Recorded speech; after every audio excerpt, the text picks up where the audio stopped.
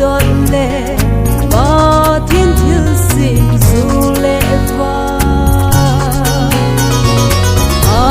bin ngay thôn ở võ chơi ba thiên thiếu xin a lâu pi ô ma hoi na vết sim lâu ô lên hang cùng xin sen ho ô lên hang cùng sen gầm lệ cô hoi na lung tim a hin sa gì e kamu be chanin pakai lau pina lung in a lang be si e til sim la angai lu te ni hi a hi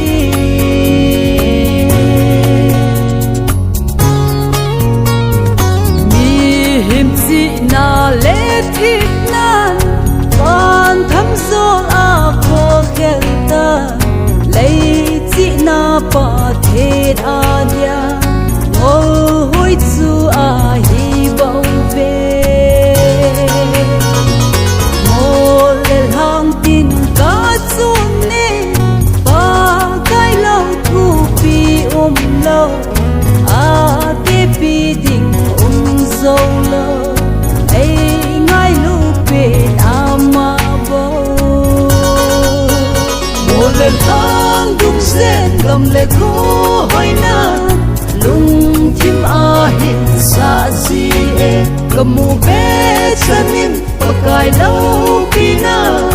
lung in a lang be si e til sim la angai lu te ni hi a hi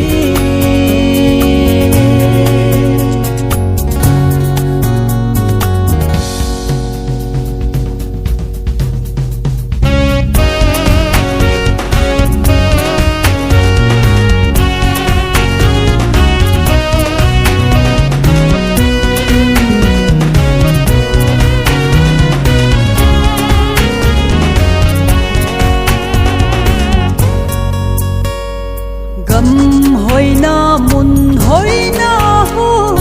lung kim dam na ai pi ve ngai lut ko to het tim na nam sung dam na ai pi ve sil le po ne ding dong ding ba kaya kon sing a hi thang pa le choi a lom pe lâu pi na dòng xe ama ngô lên hang dung sen gầm lệ cô hoi na lung tim a hin sa gì e kamu be chanin pakai lau